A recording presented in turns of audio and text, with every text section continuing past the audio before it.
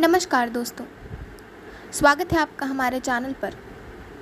तो हमारी आज की कहानी है प्रतिध्वनियाँ, अज्ञेय जी की कहानी। तो चलिए शुरू करते हैं।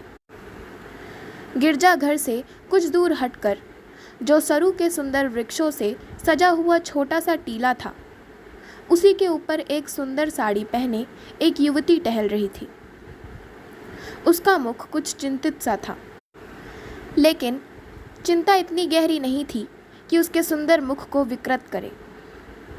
केवल हल्की सी एक रेखा थी जो किसी दर्शक को एकाएक और भी आकर्षित कर लेती थी, और वह पूछ बैठता था, इतने सुंदर मुख पर यह क्यों? यह बाग के मध्य से टीले के सिर पर एक सरू वृक्ष तक टहल रही थी।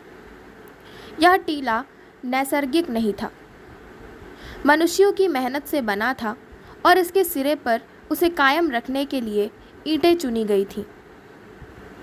उस ईंटों के मोर्चे तक आकर युवती एक बार उड़ती हुई निगाह से नीचे देख लेती थी और फिर लौट जाती थी। नीचे एक छोटी सी सड़क, चाहे गली कह लीजिए, एक तरह से यह टीले वाले बाग का पिछवाड़ा था, और इधर नीचे मामूली हैसियत के लोग रहते थे जो कभी उन लोगों की बराबरी करने का ख्याल नहीं कर सकते थे जो गिरजे के सामने वाले ओर रहते हैं, और जिनमें उस युवती का अपना एक स्थान है। युवती का नाम था अरुणा।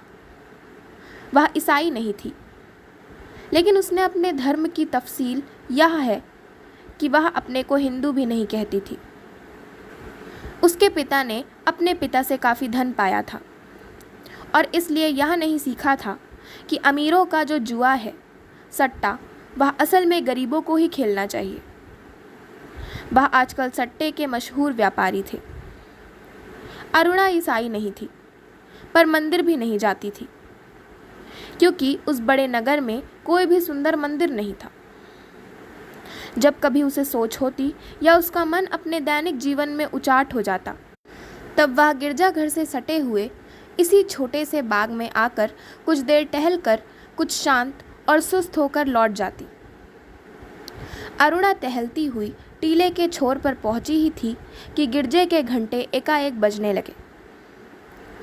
अरुणा चौंकी, फिर ठिठक गई और सुनने लगी। 5 भिन्न भिन्न स्वरों के घंटे थे, जिनकी एक खास क्रम से आवृत्ति हो रही थी। टिन टिन, टेन, टन टन। अरुणा ने धीरे से कहा, आज इतवार है। फिर उन घंटों के संगीत में उसे कुछ भी होश नहीं रहा। वह जड़ित, स्तब्ध, तन्मय उस स्वर को सुनने लगी। स्थूल निराकार होकर वातावरण को चीरकर जाते हुए पंख युक्त तीरों पर बैठकर उन्मुक्त उड़ने लगी। वह गई। उसकी आंखें नीचे गली की ओर लगी हुई थीं। खड़ी थी, लेकिन जिस अनुभूति में वह बही जा रही थी, जो अनुभूति उसे बहाए लिए जा रही थी, उसकी गति का परिमाण कहाँ है? अरुणा के मुख पर वह विस्मृति का भाव टूट गया। आकाश से कठोर भूतल पर गिरकर उसने देखा।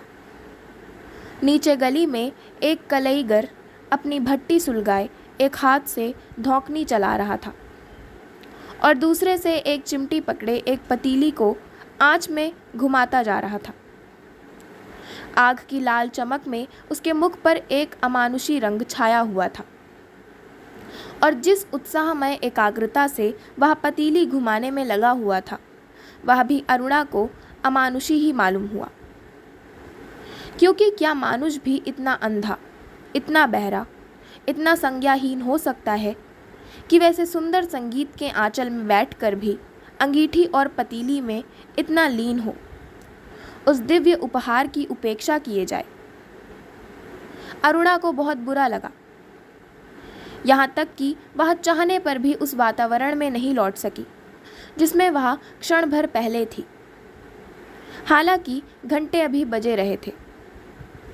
तब झुंझलाकर उसने पुकारा, कलई वाले, ओ कलई वाले। खैर, कलई वाले ने सुन तो लिया। सिर उठाकर देखा, फिर बड़े इत्मीनान से भट्टी में कुछ कोयले हटाकर पतीली वहाँ रखी, धौंकनी को बंद किया, फिर उठकर धीरे धीरे टीले के पास आकर बोला, कहिए बीबी जी, कुछ काम है? अरुणा ने कहा, नहीं, काम तो कुछ नहीं है, पर तुम कैसे काम में लगे हुए हो? जो गिरजे के घंटे हैं, ये क्या तुमने नहीं सुने? जिस तरह कलई वाले ने कहा, कौन से घंटे, और रुक गया।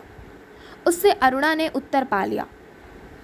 उसने फिर पूछा, तुम्हारे पास ही इतनी सुंदरता और मिठास बही जा रही है और तुम्हें खबर नहीं है?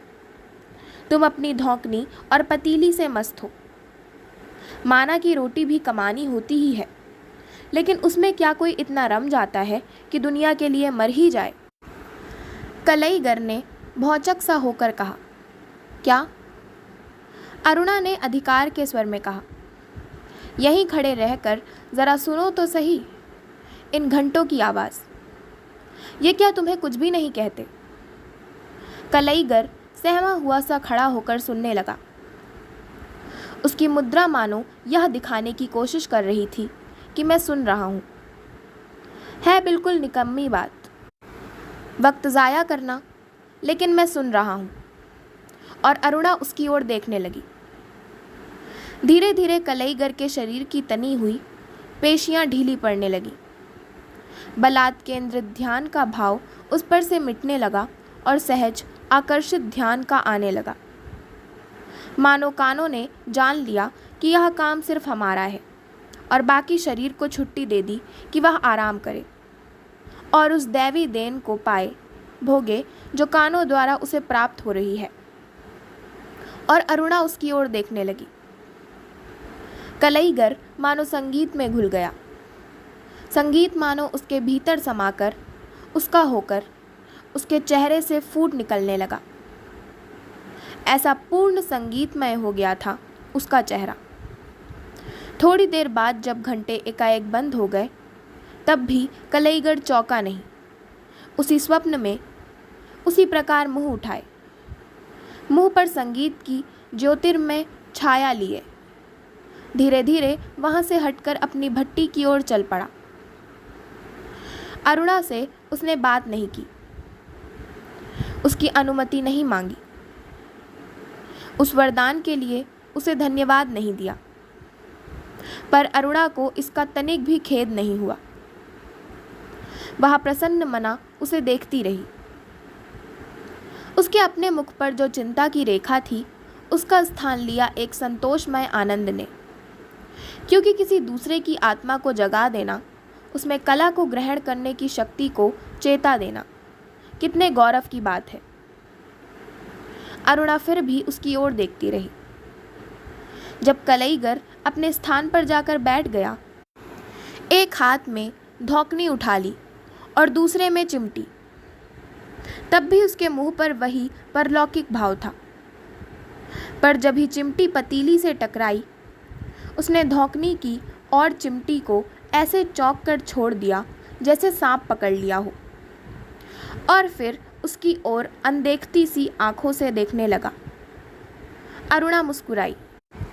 उसने जान लिया कि अब यह व्यक्ति सदा के लिए अपने वातावरण और संसार से असंतुष्ट है, कि अब इसकी आत्मा जाग गई है और सदा जागेगी, सदा अतृप्त रहेगी। अब वह पारखी की आत्मा है, कलाकार की आत्मा है। अरुणा ने एक कागज़ पर अपना नाम और पता लिखा और फहराकर टीले से नीचे गिरा दिया। वह लौटी तब उसके हृदय में आनंद और अभिमान था। वह आत्मा मैंने जगाई है।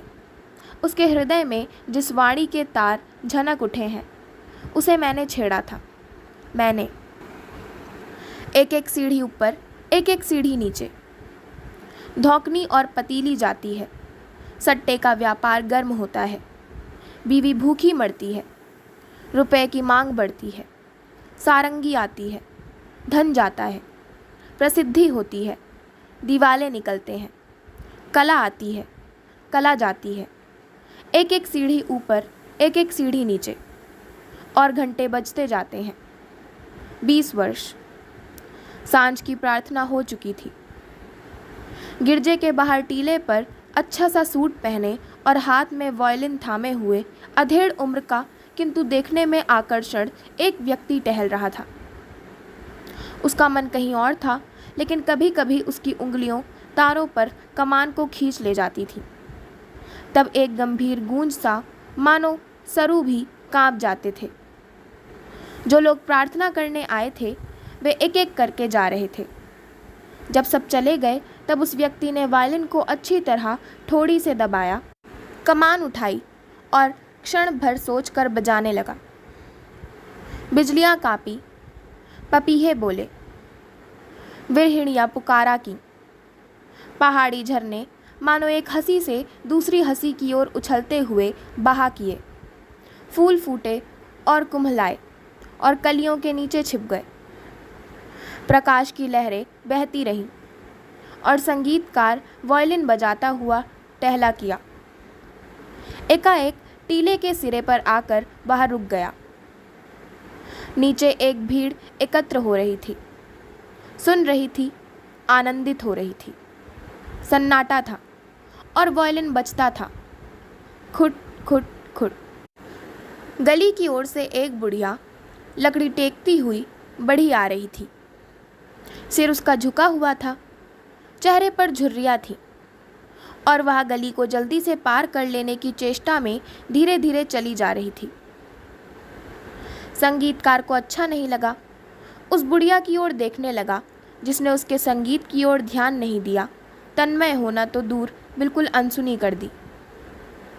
भीड़ बुढ़िया के सब तरफ होती हुई बिखरने लगी। बुढ़िया अपना आगे बढ़ना असंभव पाकर लाठी टेक कर खड़ी हो गई, मानो कह रही हो, लो पहले तुम ही लोग चले जाओ, तुम्हारे ठहरने से दुनिया का काम रुक जाएगा। पर मैं और दुनिया अलग अलग है, मेरा कोई हर्ज नहीं होता। थोड़ी देर में भीड़ छट गई, गली सूनी हो चली। तब बुढ़िया फिर आगे बढ़ने को हुई, खुट खुट खुट।